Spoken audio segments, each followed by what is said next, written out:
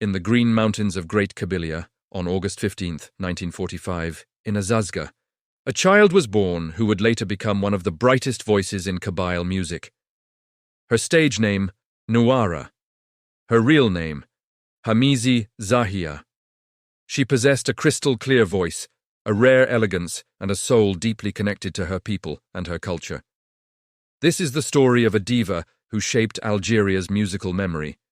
This is the story of Nouara. Shortly after her birth, Nouara's family settled in the Kasbah of Algiers, the artistic and cultural heart of the capital.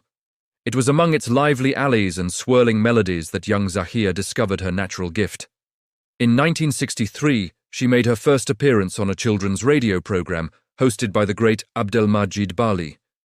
There, she sang simple, beautiful songs like Afus Alemba. Listeners were immediately captivated by her pure, luminous voice.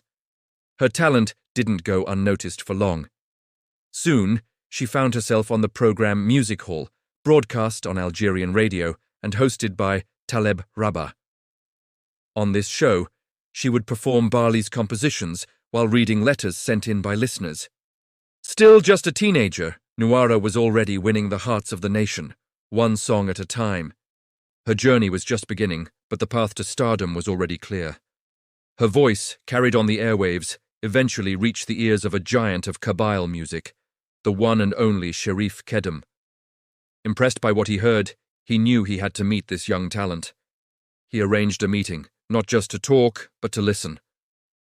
Nouara later recalled this pivotal moment in her life. She said, "Chérif was testing voices for several people, including me. The next day he gave me a song, Ayen ur Tezrid, and asked me to rehearse it and sing it in front of a full orchestra. That was in 1965. That single moment marked the dawn of a long and legendary artistic collaboration. Kheddam became more than just a composer for her. He was her mentor, her musical guide, and her partner in art. Together, they created magic. She recorded her first major songs under his guidance. Timeless classics like Ayen ur Tezrid, the famous duet Nem Farak ur Nksemem, and the poignant Ula di Nek Yuar ad Tuf. These songs solidified her place in the Kabyle musical landscape. Later in her career, she would go on to share the stage with other legendary artists, including Farid Ferragui and the rebellious icon Lounès Matoub, especially during the tumultuous and culturally rich 1990s. But Nouara's talents weren't confined to a recording studio or a concert stage. In 1969, the Amazigh language service of Algerian Radio invited her to lend her voice to a different kind of performance, radio drama. Thanks to her perfect diction and her incredibly expressive voice, she excelled as an actress, bringing countless characters to life for listeners across the country. Her voice wasn't just for singing, it was for storytelling in its purest form. During the 1970s, she also took on the role of a host for the popular women's radio program Ourar Laksalat, which translates to A Place for Women. Through this show, she became more than just an artist. She became an inspiring and respected figure, a voice of comfort and guidance for thousands of listeners. She proved she was a multi-talented artist, capable of mastering any medium she chose. Like any great artist, Nouara had her own sources of inspiration. She was deeply influenced by one of the pioneering female voices of Kabyle music, the great Ourida. In her own words, Nouara once shared her admiration, saying, "Ourida's voice was beautiful. I tried for a long time to imitate her." This humility and respect for those who came before her was a hallmark of her character. However, while she learned from the masters, Nouara quickly developed her own unique and unmistakable identity. Her voice was a paradox of gentle warmth and surprising power. Her interpretation of songs was always deeply emotional, rooted in the rich soil of Kabyle tradition, yet delivered with a modern sensibility. She wasn't just a singer. She was a musical heiress who took the legacy she was given and built something entirely new and beautiful upon it, carving out her own space in the pantheon of Kabyle music. From 1967 onward, Nouara's career blossomed, and she began performing all across Algeria.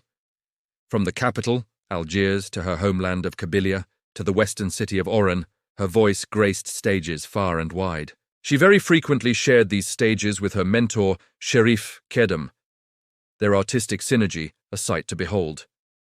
Her final major concert in Algeria took place in 1996 in the city of Tizi Ouzou, marking the end of an era for many of her fans. In 2005, she made the difficult decision to step away from the stage, seeking a moment of quiet after decades in the spotlight. But the music was stronger than the silence. The call of her art and the love of her audience were too powerful to ignore. She made a triumphant return in 2009, welcomed back with open arms by a public that had never forgotten her.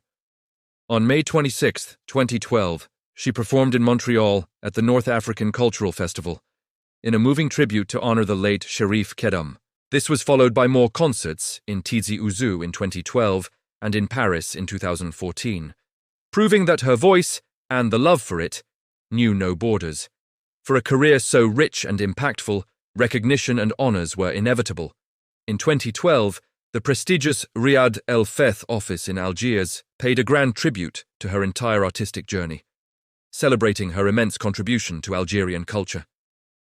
5 years later, in 2017, the Algerian Office of Copyrights, known as ONDA, awarded her an honorary trophy during a ceremony in Béjaïa. These were just a few of the well-deserved honors bestowed upon her, formal acknowledgements of what her audience had known for decades, that Nouara was an exceptional artist, a national treasure whose career left an indelible mark on the soul of a nation. Her legacy was not just in her records, but in the hearts of generations of Algerians. In the end, Nouara did so much more than just sing. She was a conduit for emotion, a guardian of heritage, and a vessel of profound depth. She gave Kabyle music a new elegance, a uniquely feminine sensitivity, and a timeless poetry that continues to enchant listeners. Even today, her voice still resonates in the mountains of Kabyle and across the world, a testament to her enduring power. Because authentic voices, the ones that speak from the heart, never truly fade.